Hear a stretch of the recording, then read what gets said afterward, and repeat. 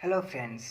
आप सभी कैसे हैं? उम्मीद करते हैं आप सभी बहुत अच्छे होंगे और सभी अपने घर में बहुत सुरक्षित भी होंगे। तो चलिए, वेलकम बैक टू आवर अपना English class. I am Rahul Singh back with a new video. आप लोग के लिए आज बहुत इंटरेस्टिंग चैप्टर लेके मैं फिर आप लोग के बीच आ चुका हूँ और ये चैप्टर आप लोग की लाइफ का बहुत इंपॉर्टेंट चैप्टर होने वाला है, क्योंकि इसमें मैं बताने वाला हूँ। सब लोग जानते हैं फुल स्टॉप कॉमा होता क्या, बट ये बहुत कम ही लोग जानते हैं कि इसका प्रॉपर यूज मतलब सही इस्तेमाल कहाँ और किस सेंटेंस में कैसे किया जाता है। तो आज हम लोग इसी के बारे में डिस्कस करेंगे। तो चलिए, बिना टाइम वेस्ट किए हम लोग अपने टॉपिक की ओर बढ़ते हैं। तो पहले देखिए, अंग्रेजी भाषा के प्रमुख पंचुएशन मार्क इस तरह या प्रकार से हैं। तो यहाँ पे कन्फ्यूजन होने वाली कोई बात नहीं, क्योंकि तरह प्रकार में सिर्फ समझने के लिखा हूँ, इसमें से आप एक ही बोल सकते हैं। तो चलिए, फर्स्ट नंबर में क्या है, यहाँ पे नॉट होता है ये, ठीक है, जिसे हम लोग कॉमा या फुल स्टॉप कहते हैं। तो ये नॉट होता है। तो चलिए, पहला नाम पढ़ते हैं, full stop first, second comma, third semi comma, fourth hyphen, 5 mark of interrogative, 6 mark of exclamative, 7 quotation marks. 8 में क्या है, देखिए यहाँ पे थोड़ा ध्यान दीजिएगा। E P O S, APOS apostrophe, ठीक है, या एप्रोस्ट्रॉफी। इसको बहुत लोग प्रोनाउंसिएशन गलत कर देते हैं। एप्रोस्ट्रॉफी होता है या पोस्ट्रॉफी भी बोल सकते हैं आप। POS पोस्ट्रॉफी, पोस्ट्रॉफी हो सकता है या एप्रोस्ट्रॉफी भी हो सकता है, ठीक है। पोस्ट्रॉफी या एप्रोस्ट्रॉफी, बहुत लोग थोड़ा गलत इसका जैसे प्रोनाउंसिएशन गलत कर देते हैं, इसलिए मैं स्पेलिंग के साथ बोला, ठीक है। एप्रोस्ट्रॉफी या पोस्ट्रॉफी, ठीक है। 9th पे आइए, कॉलम।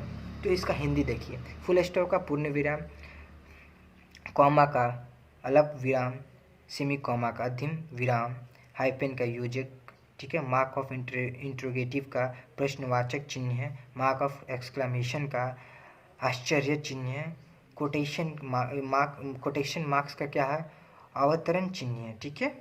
अब पोस्ट्रॉफी का क्या है, लोभ चिन्ह है, कॉलम का क्या है, अपूर्ण विराम, ठीक है।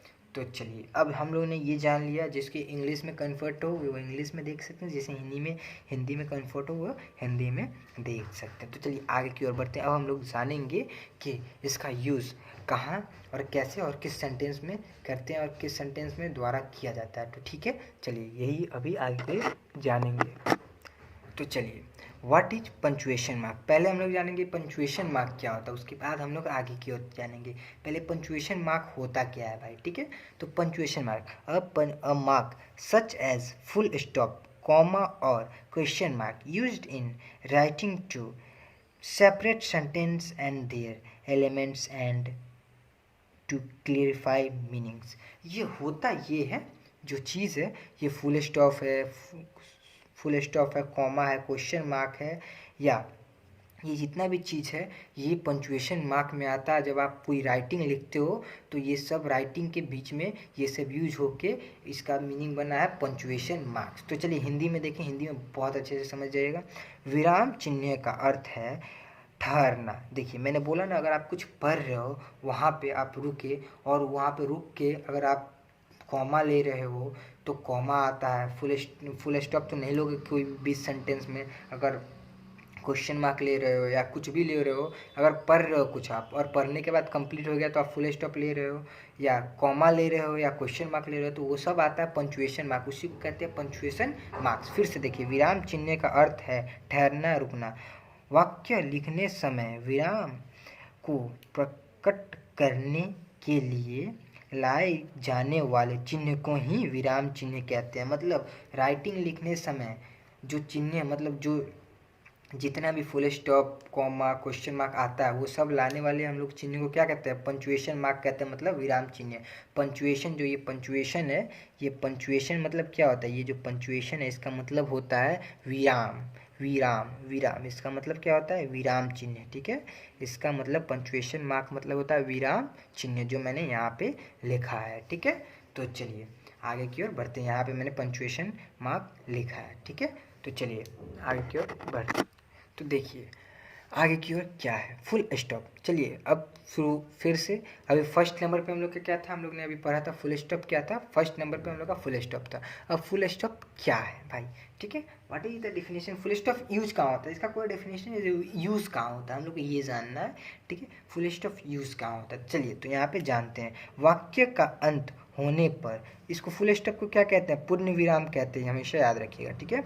वाक्य का अंत होने पर लास्ट में लाए, जो लास्ट में कोई भी आप सेंटेंस लिख रहे हैं उसके लास्ट जब उसका ख़त्म हो गया, उसका अंत हो गया, जैसे आप लिख रहे हैं Mohan is a good boy, तो मोहन गुड बॉय, इसमें कोई और डाउट नहीं है कि वो क्या है क्या नहीं है, मतलब एक मोहन है, मतलब लड़का, वो बहुत अच्छा लड़का है, तो लास्ट में आप फुल स्टॉप दीजिएगा। जैसे यहाँ पे एग्जांपल देखिए, जैसे I am going to school, तो यहाँ पे फुल स्टॉप पर गया, लास्ट में यहाँ पे फुल स्टॉप पर है, देखिए यहाँ पे लास्ट में फुल स्टॉप पड़ा है, ठीक है, पड़ा है, तो यहाँ पे सेंटेंस खत्म हो गया, मतलब ये लड़का जो है स्कूल ही जा रहा है और कहीं नहीं जा रहा है, ये क्लियर है कि बंदा स्कूल जा रहा है, तो इसलिए यहाँ पे फुल स्टॉप पड़ा है। तो फुल स्टॉप का यूज आप कहाँ कीजिएगा, जब सेंटेंस का अंत करना हो, मतलब अंतिम सेंटेंस चल रहा होगा। चलिए सेकंड में देखते हैं, कॉमा, एक जैसे आए शब्द को अलग करने के लिए, जब एक जैसा शब्द आता है उसको अलग करने के लिए हम लोग कॉमा का यूज करते हैं। देखिए एग्जाम्पल में बहुत अच्छी तरह से समझ में, जैसे I want a car,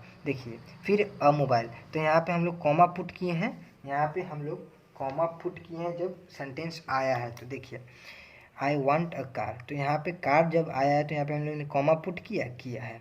a mobile, फिर एंड अ जॉब, इन्हें कार भी चाहिए, मोबाइल भी चाहिए, एंड जॉब चाहिए, लास्ट में हम लोग एंड का यूज़ किए, लेकिन बीच में जब एक जैसा सेंटेंस आया तो हम लोग कॉमा का पुट किए हैं। और आगे देखिए सेकंड में, यस और नो, ठीक है, इसी में कॉमा में ही यस और नो के बाद, जैसे यस नो के बाद, देखिए जैसे कैसे, यस यू मे गो, तो यस के बाद हम लोग, यस के बाद भी कॉमा पुट होता है, यस और नो के बाद भी कॉमा पुट किया जाता है, तो यहाँ पे लिखा है ना सेंटेंस एग्जांपल में, यस यू मे गो, तो आप जा सकते हैं, तो यस के बाद यहाँ पे कॉमा पुट किया गया है, तो ऐसे ही, या नो यू कांट गो, तो नो के बाद भी हम लोग को कॉमा पुट करना पड़ेगा अगर नो का एग्जाम्पल रहे तो।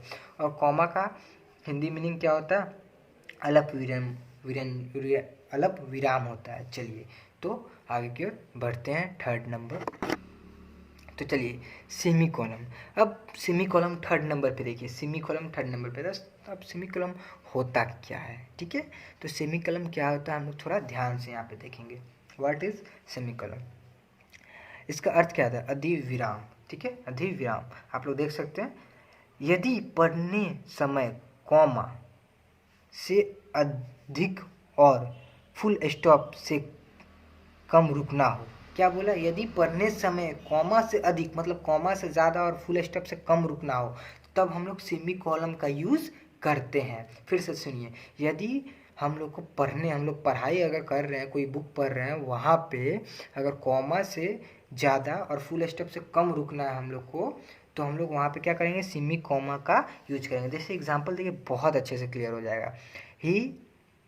जैसे ही रिस्पेक्ट मी अ लॉट, हम लोग सेंटेंस पढ़ रहे हैं, ही रिस्पेक्ट मी अ लॉट, तो यहाँ पे एक छोटा सा कॉमा दे दिया है, ठीक है, कॉमा से अधिक, कॉमा से ज़्यादा, ठीक है, he sees also bad about me, और फुल स्टॉप से कम, तो यहाँ पे एक बार में हम लोग पूरा सेंटेंस पढ़ लिया, सिर्फ एक ही जगह कॉमा यूज हुआ है और कहीं भी नहीं हुआ है, तो इसी को सेमी कॉलम कहते हैं। ही रिस्पेक्ट मी अ लॉट, तो यहाँ पे एक कॉमा यूज हुआ है, उसके बाद कहीं कॉमा नहीं हुआ है, डायरेक्ट फुल स्टॉप पे आके रुका है, ठीक है। तो चलिए इसी को कहते हैं सेमी कॉमा।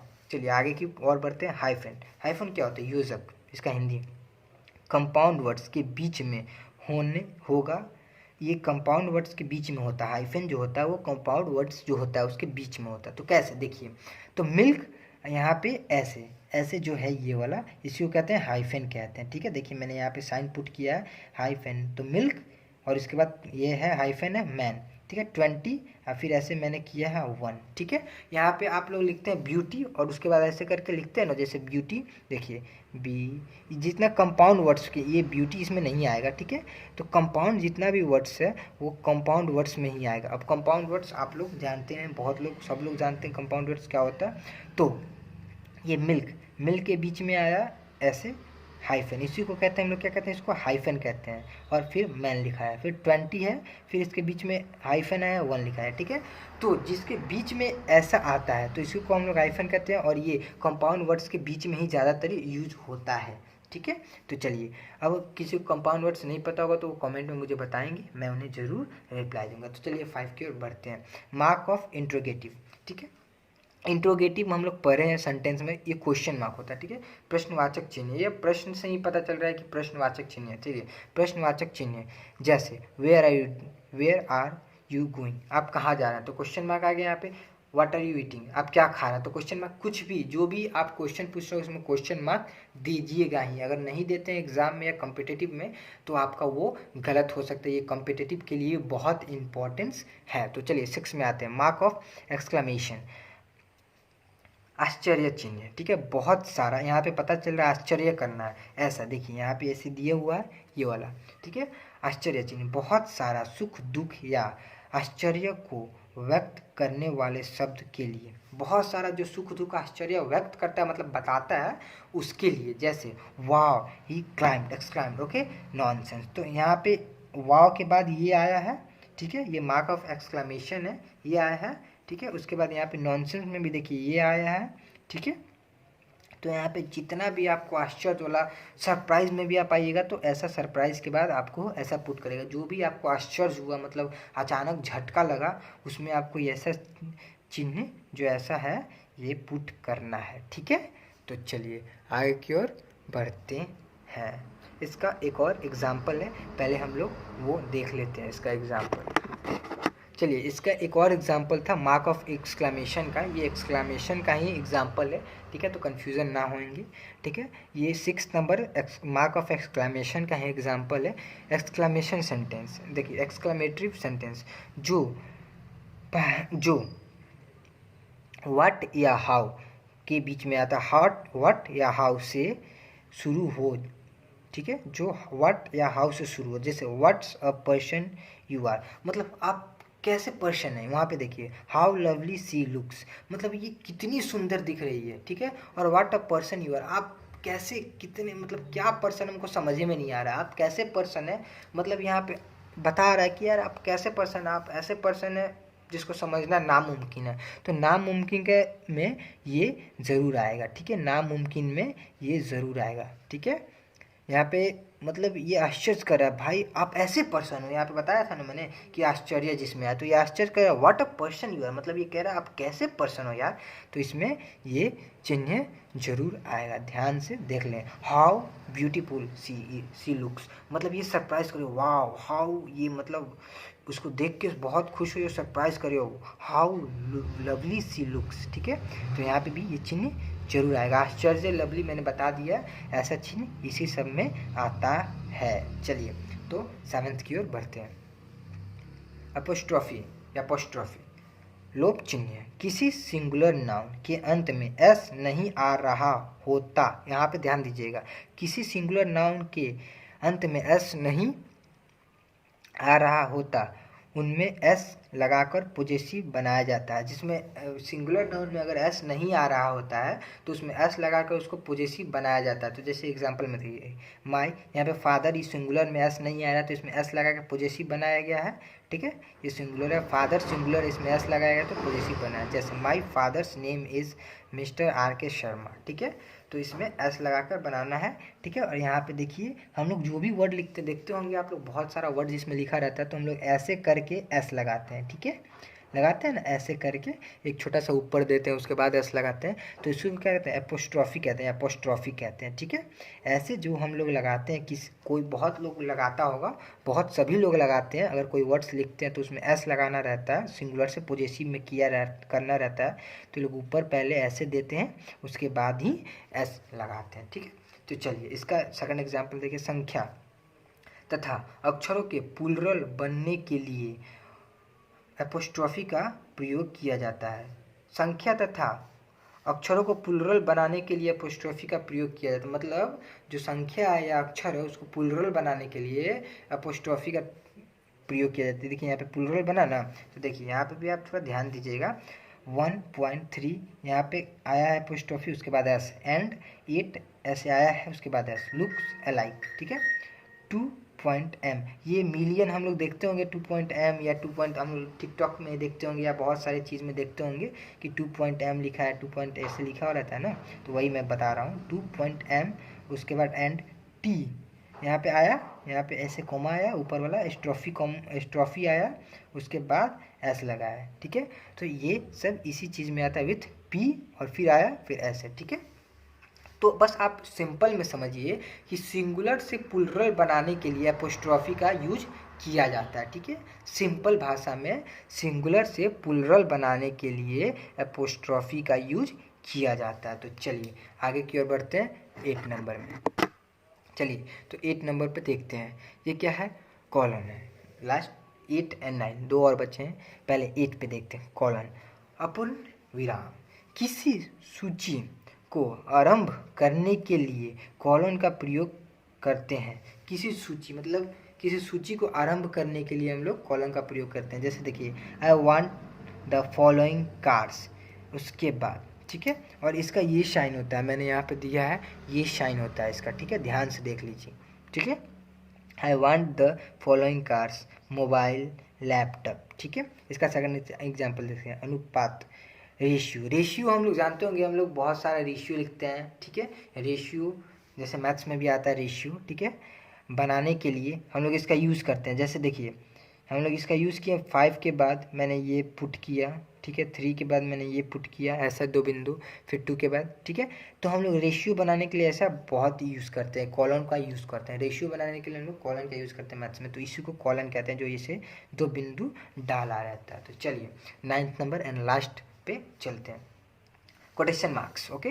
तो इसमें कोटेशन मार्क में आप देखते होंगे ये हम लोग को व्हाट्सएप में भी रहता है ऐसा, ठीक है, और हम लोग को बहुत टाइपिंग में भी रहता है ऐसा, ठीक है। अवतरण चिन्ह है, ठीक है, डायरेक्ट स्पीच रिपोर्टिंग सेंटेंस के लिए, ठीक है। तो देखिए एग्जांपल में आप लोग को बहुत अच्छी तरह से पता है, ही सेड डायरेक्ट स्पीचिंग कह रहा है, ठीक है, डायरेक्ट स्पीच कर रहा है, डायरेक्ट बता रहा है। उसके बाद कॉमा पुट है, यहाँ पे कॉमा पुट है, ही सेड के बाद यहाँ पे कॉमा पुट है, उसके बाद राम इज कमिंग, मतलब वो कहा राम आ रहा है, ठीक है, डायरेक्ट कहा, तो राम इज कमिंग में ही जो डायरेक्ट स्पीचिंग सेंटेंस होता है, मतलब अचानक बोलने वाला, उसमें ही ये कोटेशन मार्क लगता है। दूसरा एग्जांपल देखिए, कहानी, कविता, लेख आदि के नाम को कोटेशन के भीतर रखें, ठीक है। जो कहानी, कविता, कोई भी आप कहानी का नाम लिख रहे हैं या कविता का नाम लिख रहे हैं, उसको इसके अंदर रखें, ऐसे इसको अंदर रखें। देखिए यहाँ पे जैसे आपको समझ में आ जाएगा, जैसे हैव यू रीड, क्या आप पढ़े हैं 5 पॉइंट समवन, तो 5 पॉइंट समवन, तो 5 को पॉइंट को और समवन को हम लोग अंदर कर दिए, 5 point someone by Chetan Bhagat. तो चेतन भगत का एक कविता या जो भी है लेखक है, ये उसका नाम है, तो इसको हम लोग एंट्री किए हैं। कोई भी कविता या लेख या कहानी हो, उसको हम लोग पहले ऐसे कर देंगे, ठीक है। तो यही आज की आपकी वीडियो थी। अगर आपको वीडियो ये पसंद आई तो लाइक, कमेंट, सब्सक्राइब, शेयर ज़रूर कीजिए, और जो हमारे चैनल पर नए हैं उनको मैं रिक्वेस्ट करता हूँ कि सब्सक्राइब ज़रूर करें। और ये चीज़ आपके लिए बहुत इंपॉर्टेंट, बहुत प्रॉफिट हो सकता है, इसलिए इसको ज़रूर और ज़रूर पूरे वीडियो को देखें, अंत तक देखें, और इसे अपने फ्रेंड्स में, फैमिलीज़ में एंड अपने चिल्ड्रंस में ज़रूर शेयर करें, और ये बहुत आप लोग के लिए इम्पोर्टेंट चैप्टर हो सकता है। तो आज के लिए थैंक यू।